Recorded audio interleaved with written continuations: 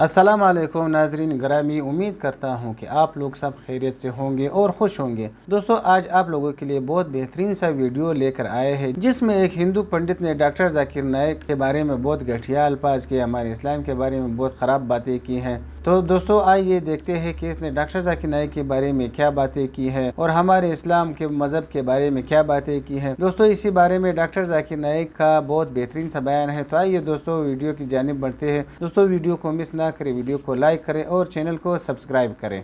तो ये जो है, ये सभ्य व्यक्तियों का गुण नहीं होता। हमारा क्या, किसी को अतिथि करके बुलाते, हम उनको सम्मान देते हैं। ये नहीं कहते तुम ये गलत हो, वो गलत हो, गलत हो। हम तुम्हें सिखाना हो तो अलग से बिठा के सिखाओ। अच्छा, क्या गलती क्या था उसमें? कुछ भी नहीं। हमने कहा तुम मूर्ति पूजा का खंडन नहीं करो। हाँ, वेदों में सभी बातें हैं। दोस्तों, वेदों में लिखा हुआ है, लेकिन पंडित पिल भी बोल रहा है कि नहीं, मूर्ति पूजा किया करो। डॉक्टर जाकिर नाइक तो कहता है कि हराम है, वेदों में भी लिखा है कि हराम है, लेकिन पंडित पिल भी बोलता है नहीं, किया करो। न तस्य प्रतिमा अस्ति, बात है, उसके लिए कोई प्रतिमा नहीं है। मगर ये नहीं कहते कि प्रतिमा में वो नहीं है। उसके लिए प्रतिमा नहीं है, मगर प्रतिमा में भी वो ही है। हमने यही बात उसको कहा, और मोर के सब समझ में नहीं आता। फिर उन्होंने बोला कि काबे में जो फलाना मनी है, ऐसे है वैसे है। सुनो सुनो, आप पहले ये किताब यहाँ ले है, हिंदुइज्म एंड इस्लाम, वो किताब लेके पढ़ो। मोहम्मद पैगंबर के चाचा भगवान शिव के स्तुति लिखे हैं। ये एक नया ड्रामा है दोस्तों। इन लोगों को कुछ पता नहीं होता है, लेकिन जो भी बोलता है, जो भी उसके मन में आता है वही बोलते हैं। आइए देखते हैं आगे क्या बोलता है। और काबा जो है वो एक शिव मंदिर था, ये भी बात है। तो मैंने लिखा, काबा की जो परिक्रमा करते हैं 7 बार, ये वही पद्धति है जैसे परिक्रमा, उसको पूजते हैं। वो बोलता है उसको पूजते नहीं है, ये गलत लिखा है। अरे भाई, पूजते नहीं हो तो उसको सम्मान क्यों देते हो? सम्मान देना है तो पूजा है। काबा का सम्मान ही तो पूजा है। इस्लाम के वो बारे कहते में बात नहीं कर नहीं, रहा है। वो सम्मान नहीं करते, हम पूजते नहीं है, हम सिर्फ घूमते हैं। ये वो बोलता। अब इतना मूर्ख आदमी बोलता है नहीं है, खरगोश का 3 सींग है। अब हाँ भाई, तुम ही तो बड़े हो, अब क्यों वहां उसके साथ क्या? हमारा स्तर बिल्कुल अलग है, उसका स्तर बिल्कुल अलग है। हम उसके साथ वाद विवाद में जीतने का मतलब क्या है? मूर्ख से हम जीते तो हम महामूर्ख होंगे। दोस्तों, जब इन लोगों को किसी का जवाब सही तरीके से नहीं आता है तो फिर वो उन बातों को मजाक में तब्दील कर देता है, क्योंकि इन लोगों के साथ सही जवाब नहीं होता। आइए आगे देखते हैं। इसलिए हमने कहा भाई किसी तरह से शांति से निपटे, यहाँ भीड़ में कोई हिंदू मुस्लिम झगड़ा ना हो जाए। ये बात इसी है। कारण से हमने कहा, भाई आप तो बहुत बड़े आदमी हो, बहुत पढ़े लिखे हो, मैं वाद विवाद नहीं करूंगा आपके साथ। बाद में बार बार बुलाते रहे हमको दूसरे प्रोग्राम में, आइए आइए आइए आइए। हमने कहा तुम तो सिर्फ ग्लोसरी, विषय सूची रट के ना जानता है, ना कुछ जानता है, ना मन कभी शांत हुआ। तो इस तरह के लोगों में अपना वाद विवाद में पढ़ना नहीं। अपना भक्ति सूत्र में एक सूत्र है, समझो, वादो नावलंब्या। कभी वाद विवाद में पढ़ते नहीं ज्ञानी। छोटे दर्जे के लोग, छोटे दिमाग के लोग वाद विवाद करते रहते हैं, है ना? तो कोई बात नहीं, उनको लगे कि वो जीत गए तो खुश होके चले जाओ, उसमें क्या। तौबा कीजिए, शिर्क करना बंद कीजिए, इंशाअल्लाह इंशाअल्लाह आप जन्नत में जा सकते हैं। लेकिन अगर शिर्क की हालत में मरे तो अल्लाह सुब्हाना व ताला, खुदा ईश्वर, आपको कभी भी नहीं माफ़ फरमाएंगे। इसीलिए कुरान मजीद में लिखा है, जो मैंने इस तकरीर के शुरू में तलावत की, उस आयत की जिसे मैं मास्टर की कहता हूँ, सारे तालों को खोलने वाली चाबी। सूरह इमरान सूरा नंबर 3 आयत नंबर 64 में लिखा है, तालो इला कलिमतिन सवाइम बैनना बैनकुम, आओ उस बात की तरफ जो आप और हम में यकसा है। तालो इला कलिमतिन सवाइम बैनना व बैनकुम, आओ उस बात की तरफ जो आप और हम में यकसा है।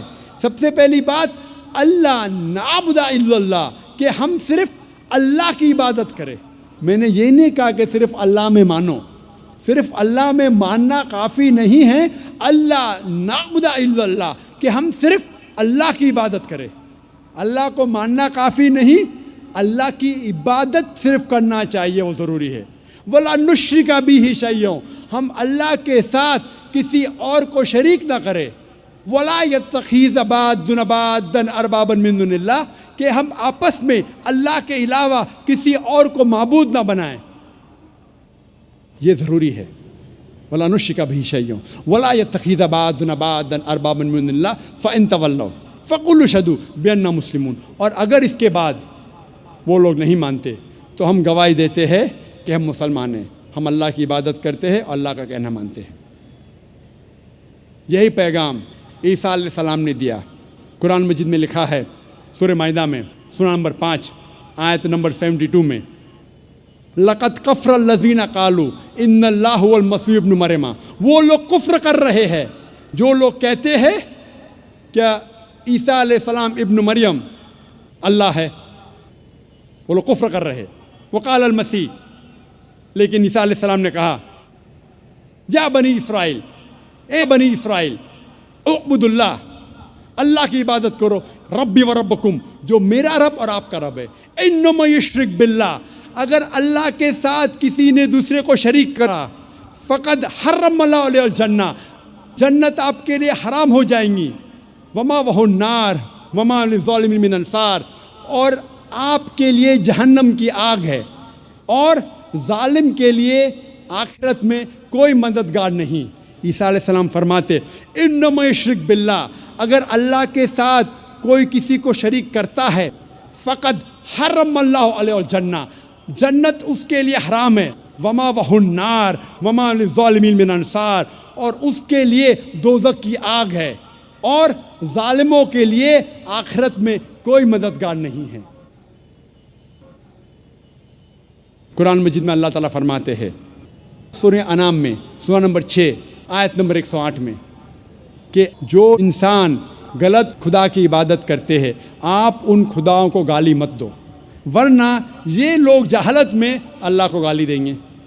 लिखा है कुरान मजीद में सूरह लुक़मान में सूरा नंबर 31 आयत नंबर 27 में, अगर आप इस दुनिया के सारे झाड़ को कलम में तब्दील करेंगे और सारे समुंदर 7 समुंदर मिला के अगर स्याही में तब्दील करेंगे, फिर भी आप इनसे अल्लाह सुब्हाना व तआला के शब्द नहीं लिख सकेंगे। इस तकरीर को मैं ख़त्म करना चाहता हूँ अल्लाह सुब्हाना व तआला की आयत से, सूरह हज से, सूरा नंबर 22 आयत नंबर 73 में, जहाँ अल्लाह ताला फरमाते हैं कि ए लोगो, इस बात को सुनो, जो कोई आपके मददगार है अल्लाह के अलावा, अगर ये सारे इकट्ठा हो गए एक मक्खी को बनाने के लिए, फिर भी ये लोग मक्खी को नहीं बना सकेंगे। और अगर मक्खी कोई खाना इनसे छीनेंगी तो ये लोग उस खाने को भी वापस नहीं ला सकेंगे। कमज़ोर है वो लोग जो गलत खुदा की इबादत करते हैं, और कमज़ोर लोग हैं वो जिसकी इबादत करते हैं। व आखिर दावाना अल्हम्दुलिल्लाहि रब्बिल आलमीन।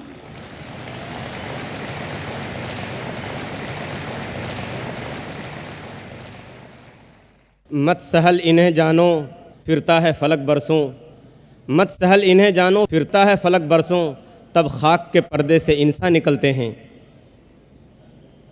ख़वातीन व हज़रात, हम शुक्रगुज़ार हैं डॉक्टर ज़ाकिर नायक साहब के कि उन्होंने बहुत ही कीमती बातों से हम तमाम लोगों को फ़ायदा पहुंचाया। अब हमारी इस नशिस्त का दूसरा सेशन शुरू हो रहा है जो सवाल और जवाब से मुताल्लिक़ है, और डॉक्टर ज़ाकिर नायक साहब की नशिस्त में यही वो सेशन है जो इंतहाई दिलचस्प इंतहाई अहम होता है। इस सेशन को कामयाब और दिलचस्प बनाने के लिए चंद बातों का लिहाज रखना ज़रूरी है। और उससे पहले मैं एक और ज़रूरी ऐलान कर दूं कि हमारे पास आज के इस प्रोग्राम में 3 माइक का इंतज़ाम किया गया है। माइक नंबर 1 ये हमारे बाएं जानिब है, माइक नंबर 2 भाइयों के दरमियान बीच में है सेंटर में, और माइक नंबर 3 बहनों के दरमियान है। पहला सवाल माइक नंबर 1 से होगा जो हमारे बाएं जानिब है। दूसरा सवाल भी भाइयों की तरफ से माइक नंबर 2 से होगा, और तीसरा सवाल ख़वातीन की तरफ से माइक नंबर 3 से। इस सवाल और जवाब के सेशन में सवाल करने वाला पहले अपना नाम बताए और प्रोफेशन यानी पेशा। सवाल करने में गैर मुस्लिम भाइयों को पहले मौका दिया जाएगा और उन्हें इस्लाम के मुताल्लिक़ सवाल करने की पूरी आज़ादी हासिल होगी। सवाल छोटा करें, कोई लंबी गुफ्तगू न करें, लंबी बात न करें, कोई तकरीर न करें, बल्कि नाम और पेशा प्रोफेशन बताकर फ़ौरन सवाल शुरू कर दें। हमारे मुस्लिम भाइयों से मेरी इंतहाई आजिज़ाना गुजारिश है, और बहनों से भी, मुस्लिम बहनों से, कि उनके सवालात उन्वान से मुताल्लिक़ हों। आज का उन्वान है खुदा का तसव्वुर मुख्तलिफ़ मज़ाहिब में।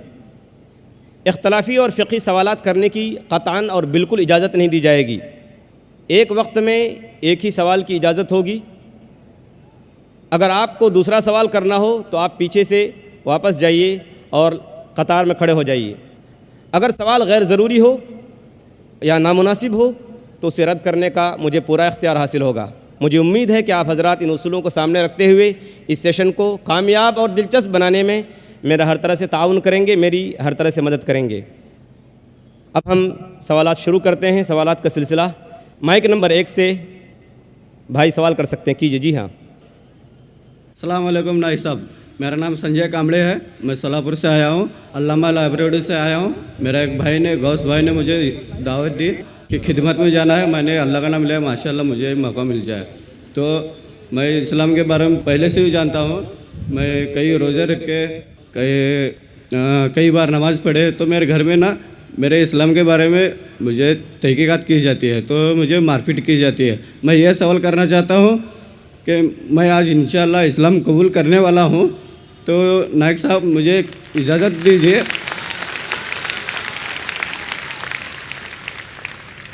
तो नायक साहब मैं आपसे दरख्वास्त करता हूँ कि मुझे आप कलमा पढ़ा दीजिए।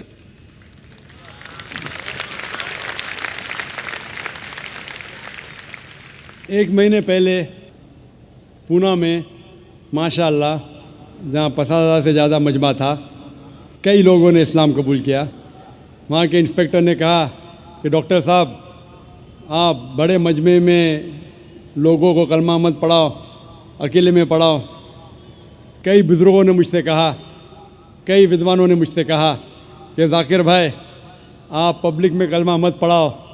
लेकिन मैं ये कहता हूँ कि इस देश, इस हिंदुस्तान में अल्हम्दुलिल्लाह बहुत कम देश है दुनिया में जहाँ हर नागरिक को इजाज़त है अपने धर्म का पालन करना और धर्म की दावत देना और जो मज़हब चाहते हैं उसको कबूल करना। मैं खुद जानबूझ के कभी किसी को नहीं कहता हूँ कि भरे मजमे में आओ, लेकिन आपने जब इल्तिजा की मुझसे, मैं अगर नहीं कहूँगा तो अल्लाह सुब्हानहू व तआला आखिरत में मुझसे पूछेंगे कि तुझे किस बात का डर था।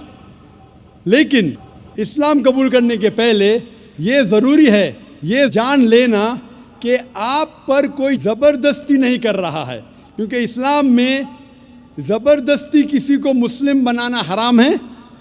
इस्लाम में हराम है, इस देश में भी हराम है। तो मैं आपसे पहले ये पूछना चाहता हूँ कि आप मानते हैं कि खुदा एक है? अल्हम्दुलिल्लाह। आप मानते हैं कि इस खुदा के आखिरी पैगंबर, आखिरी रसूल मोहम्मद सल्लल्लाहु अलैहि वसल्लम है? मैं आपसे ये पूछना चाहता हूँ कि कोई भी शख्स आप पर ज़बरदस्ती कर रहा है इस्लाम कबूल करने के लिए? नहीं। कोई दबाव डाल रहा है? नहीं। चाहे ताकत का दबाव हो या पैसे का दबाव? कोई भी नहीं। अगर आप पे कोई दबाव नहीं डाल रहा है और आपने कुरान मजीद का मुताला किया है और आप इस्लाम कबूल करना चाहते हैं, तो आपको कोई नहीं रोक सकता, मैं भी नहीं रोक सकता, ना ये देश आपको रोक सकता है। इंशाअल्लाह मैं अरबी में अभी कहूँगा, आप उसे दोहराइए और वो आपके लिए काफ़ी है, फिर मैं तर्जुमा करूँगा। अशहदु अशहदु अल्लाह अल्लाह इलाहा इलाहा इल्लल्लाह इल्लल्लाह व अशहदु व अशहदु अन्ना अन्ना मुहम्मदन मोहम्मद अब्दुहु अब्दुहु व रसूलुहु। व रसूल। मैं गवाही देता हूँ मैं गवाही देता हूँ कि कि अल्लाह के अलावा अल्लाह के अलावा कोई माबूद नहीं कोई माबूद नहीं और और मोहम्मद मोहम्मद सल्लल्लाहु अलैहि वसल्लम सल्लल्लाहु अलैहि वसल्लम उसके बंदे और और रसूल है। रसूल है। माशाल्लाह मुसलमान हो गए। इंशाअल्लाह। मैं अल्लाह सुब्हानहू व तआला से दुआ करूँगा कि आपको इस दुनिया और आखिरत में दोनों में सफलता मिले, और दुआ करूँगा कि इंशाअल्लाह आपको जन्नत दे, और दुआ करूँगा कि आप अल्हम्दुलिल्लाह कुरान मजीद को पढ़ो तर्जुमे के साथ और उस पर अमल करो। इंशाअल्लाह यही किताब है जो दुनिया में अमल लेके आ सकती है। नाइक साहब, मैं हर एक छोटी सी गुजारिश करना चाहता हूँ कि सुभान अल्लाह आप मेरे नाम की रोशन की जाए। भाई साहब चाहते हैं कि मैं उनको कोई नाम दूं, जो नाम मेरे जहन में अभी आ रहा है कि आप अपने आप को अहमद बुला सकते हैं, जो मोहम्मद सल्लल्लाहु अलैहि वसल्लम का दूसरा नाम था अहमद। तो इंशाअल्लाह आज से आपका नाम अहमद है। जज़ाकल्लाह, अल्लाह आपको जज़ाए खैर दे। कश्ती हक़ का ज़माने में सहारा तू है, असर नौरात है धुंधला सा सितारा तू है। अब दूसरा सवाल हमारे भाइयों की जानिब से, अगर सेंटर में जो माइक रखा है माइक नंबर 2, अगर उसमें कोई गैर मुस्लिम भाई हो तो वो सवाल कर सकते हैं। मेरा नाम प्रसाद वेरनेकर है। नमस्कार नाइक साहब। मेरा सवाल यह है कि कौन सा धर्म, किताब या जाति ये इजाज़त देती है कि मासूम जानवरों का कत्ल किया जाए, I mean to fulfil his hunger और taste, like in case of Muslim you celebrate Bakri Eid which favors killing of goats, I mean as a means of festival. I mean, hearing to your comments on Islamism and other religions, what I understand is your religion favors this festival in a more spirited manner, because Hinduism doesn't do so. They don't believe in killing goats, but accept that there are non-vegetarians who prefer eating chicken and goat and others. But does Islam favor this thing? भाई साहब का बहुत अच्छा सवाल है। भाई साहब ने पूछा है पहले कि कौन सा मज़हब है जो मासूम जानवरों को कत्ल करने की इजाज़त देता है। फिर उसने कहा कि इस्लाम में आप जानवर का कत्ल करते हैं, आप नॉनवेज खाते हैं, हिंदू धर्म में इसकी मुमानियत है। आपका सवाल है कौन सा मज़हब। पहले मैं इस्लाम का जिक्र करूँगा, बाद में इंशाअल्लाह दिगर मज़हब का भी जिक्र करूँगा।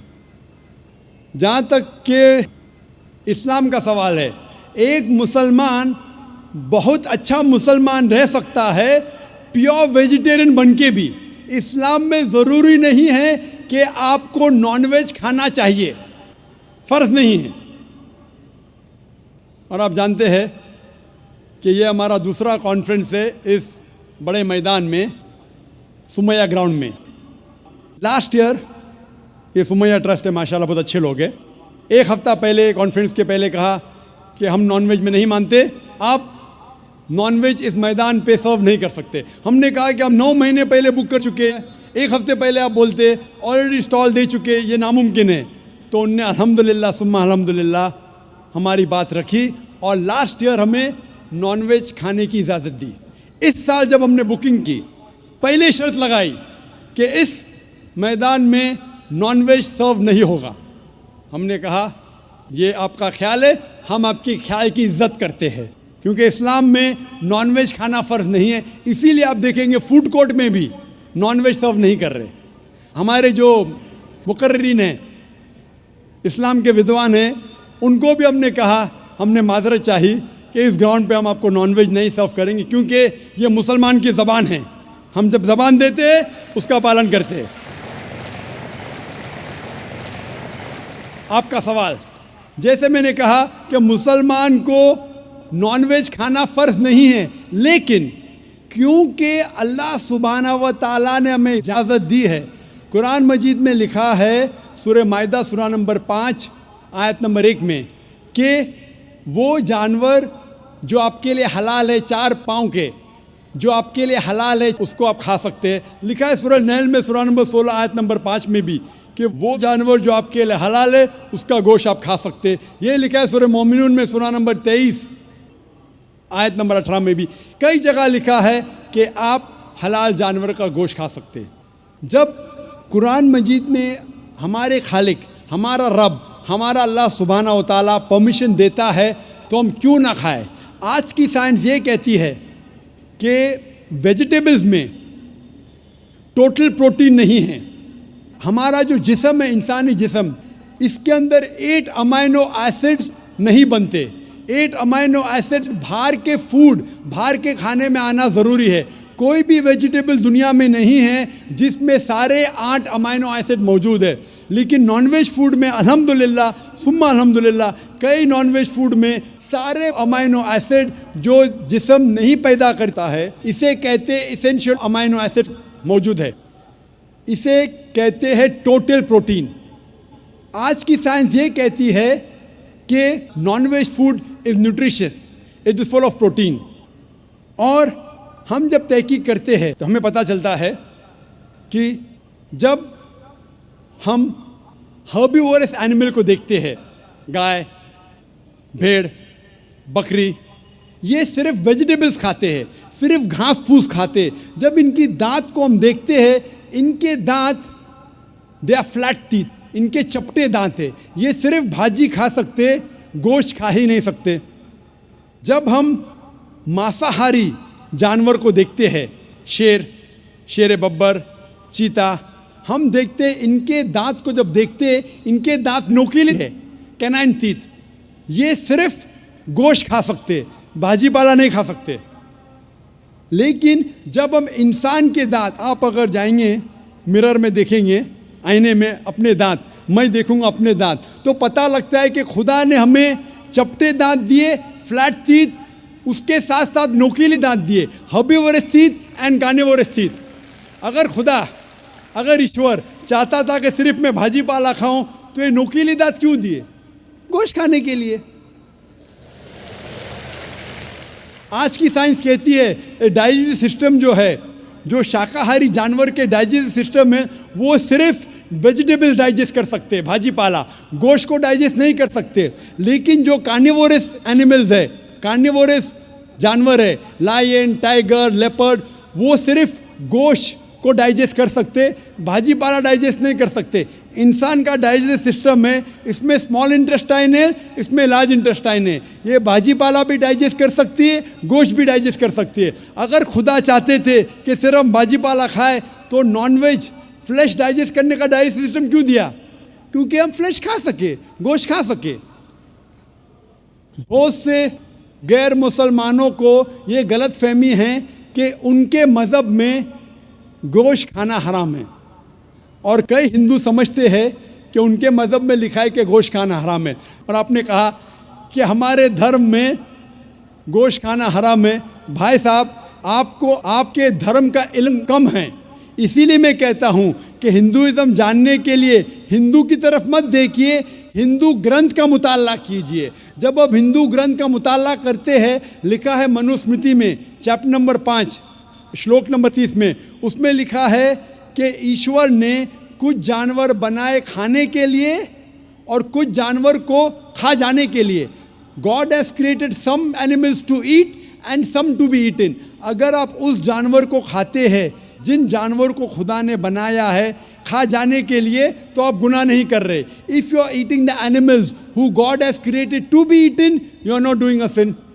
आगे जब पढ़ते लिखा है मनुस्मृति में चैप्टर नंबर 5 में, अध्याय नंबर 5 में, मंत्रा नंबर 40 में, कि खुदा ने कुछ जानवर बनाए हैं कुर्बानी के लिए।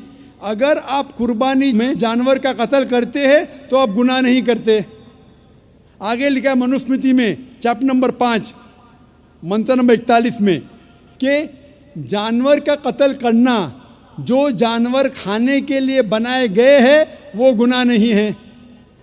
इसी तरीके से कई जगह वेद में लिखा है कि ऋषि गोश्त खाते थे, जानवर को खाते थे। वक्त नहीं है डिटेल में बात करने का, लेकिन अगर आप महाभारत पढ़ेंगे अनुशासन पर्व चैप्टर नंबर 88, इसके अंदर युधिष्ठिर जो पांडव का एक भाई था वो पूछता है भीष्म से कि हम यज्ञ में पूजा में क्या खाना दे भगवान को, ईश्वर को, ताकि हमारे पुरखों को संतुष्ट मिले। तो भीष्म कहता है युधिष्ठिर से कि आप यज्ञ में अगर भाजी पाला देंगे तो हमारे बाप दादा 1 महीने के लिए खुश रहेंगे। अगर आप मच्छी देंगे 2 महीने के लिए, अगर आप खरगोश देंगे 3 महीने के लिए, अगर गोश्त देंगे तो 4 महीने के लिए, अगर आप बेकन देंगे तो 5 महीने के लिए, अगर परिंदे का गोश्त देंगे तो 6 महीने के लिए, अगर हिरन का गोश्त देंगे तो 7 महीने के लिए। पूरा मेन्यू है, माशाअल्लाह बड़ा मेन्यू है।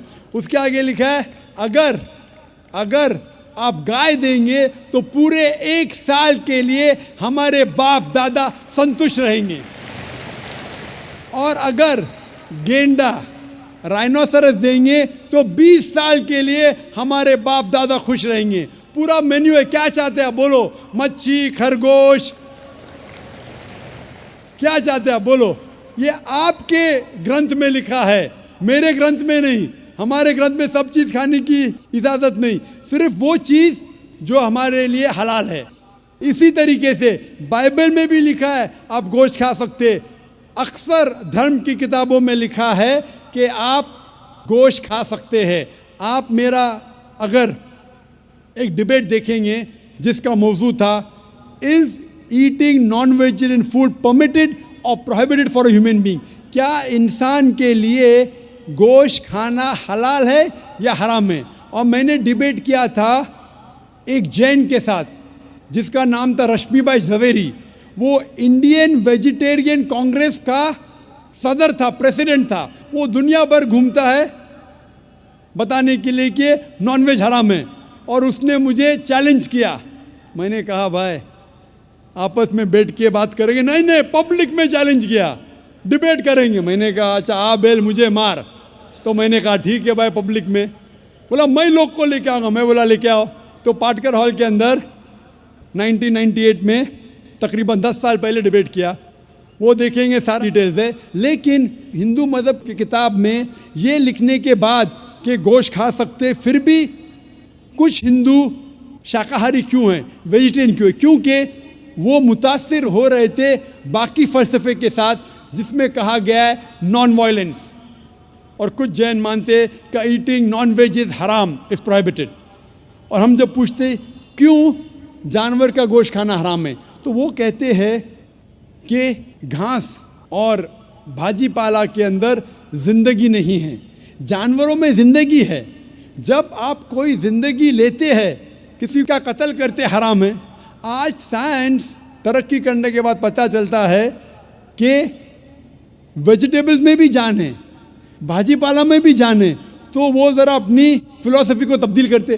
ठीक है, हम जानते हैं कि वेजिटेबल्स में जान है, लेकिन वेजिटेबल्स डोंट फील पेन, वो दर्द को महसूस नहीं करते। जानवर दर्द को महसूस करते, इसीलिए वेजिटेबल्स खाना गुनाह नहीं है, जानवर को खाना गुनाह है। अभी साइंस तरक्की करने के बाद हमें पता लगता है कि वेजिटेबल्स को भी दर्द होता है, लेकिन ये दर्द इंसान को सुनाई नहीं देता।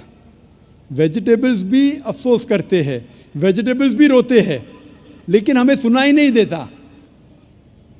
तो अभी उनका फ़लसफ़ा बदल गया। वो कहते हैं अच्छा ठीक है, हम मानते हैं कि वेजिटेबल्स में जान है, वेजिटेबल्स को दर्द महसूस होता है, लेकिन वेजिटेबल के पास तकरीबन 3 सेंसेस है, जानवर के पास 5 सेंसेस है। इसीलिए जानवरों की जान लेना बड़ा गुनाह है बनिस्बत वेजिटेबल्स की। मैं कहता हूँ सिर्फ डिबेट के तौर पे, argument, for sake of argument, मैं आपकी बात मानता हूँ। क्या वेजिटेबल्स के 3 सेंसेस है और जानवर के 5 सेंसेस है। मैं उस शख्स से सवाल करता हूँ कि मान लो आपका छोटा भाई गूंगा और बहरा पैदा होता है, वो सुन नहीं सकता है, बोल नहीं सकता। जब वो बड़ा होता है तो एक इंसान आपके छोटे भाई का कत्ल करता है, क्या आप जाके जज से कहेंगे मी लॉर्ड इस कातिल को कम सज़ा दो क्योंकि मेरे भाई के पास 2 सेंसेस कम थे, वो सुन भी नहीं सकता था और बोल भी नहीं सकता था? आप उल्टा कहेंगे मी लॉर्ड जज इस कातिल को डबल पनिशमेंट दो, डबल सजा दो, वो तो मेरा भाई मासूम था, बेचारा सुन भी नहीं सकता था और बोल भी नहीं सकता था। इस्लाम में 2 सेंसेस कम या ज़्यादा के वजह से कोई खाना हराम या हलाल नहीं होता है। जो चीज़ आपके लिए तैयब है वो आप खा सकते हैं। इसी तरीके से कई वजह। लेकिन अगर कोई नॉन मुस्लिम मुझसे ये कहता है कि मैं वेजिटेरियन हूँ, मुझे कोई गिला शिकवा नहीं, आपको नॉनवेज पसंद नहीं है आप मत खाइए, लेकिन कोई नॉन मुस्लिम, कोई गैर मुसलमान, कोई हिंदू मुझसे कहता है कि आप जानवरों का कत्ल करते हैं वो गुनाह है, तो मैं उनसे कहता हूँ इस बात को मैं तस्लीम नहीं करता हूँ। आप अगर गोश्त नहीं खाना चाहते हैं मैं आपसे खुश हूँ। अगर हिंदुस्तान में सब गैर मुस्लिम गोश्त खाने लगेंगे तो गोश्त का भाव बढ़ जाएगा। तो मुझे कोई गिला शिकवा नहीं अगर गैर मुस्लिम गोश्त नहीं खाते, लेकिन अगर मुझसे कहते हैं कि गोश्त खाना गुनाह है तो मैं ये जवाब देता हूँ।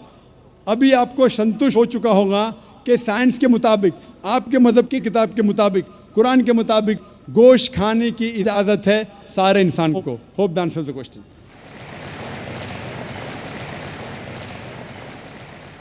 तो दोस्तों ये थी हमारी आज की वीडियो। उम्मीद करते हैं कि आप लोगों को पसंद आई होगी और देखने के लिए कुछ मिला होगा। दोस्तों आज की वीडियो बहुत इंफॉर्मेटिव वीडियो थी। दोस्तों आप लोगों ने पंडित की बातें सुनी कि वो क्या बोल रहा था। उसकी इतनी बोलने की वजह ये थी कि डॉक्टर जाकिर नाइक ने उसे पूरे मजमे में सरेआम उसे झूठा साबित कर दिया। लेकिन वहाँ पे तो लोगों के सामने ये बोला था कि बिल्कुल ठीक है, ये आप जो कह रहे ये सही है वो। लेकिन जब वो अपने मैदान छोड़ कर आए, अपने हिंदुओं के साथ बैठ गए, तो वापस अपने ही बातों से मुनकिर हो गया और ये कह रहा था कि मैंने जानबूझ के ये बातें की है, ऐसा ना हो हिंदू फसाद बन जाए, ऐसा ना हो ये बन जाए, क्योंकि इन लोगों के पास जवाब नहीं होता, ये लोग झूठे होते हैं। दोस्तों आप लोगों ने देखा डॉक्टर जाकिर नाइक ने कितना बेहतरीन बयान किया। डॉक्टर जाकिर नाइक ने कहा कि आप लोगों की किताबों में लिखा हुआ है कि मूर्ति पूजा हराम है, मूर्ति पूजा गलत है। सनातन धर्म में भी ये लिखा हुआ है कि मूर्ति पूजा हराम है। और इसी तरह डॉक्टर जाकिर नाइक के और किताबों के भी हवाले दिए, कुरान पाक का हवाला भी दिया। कुरान पाक में लिखा हुआ है कि बुत पूजा हराम है, कि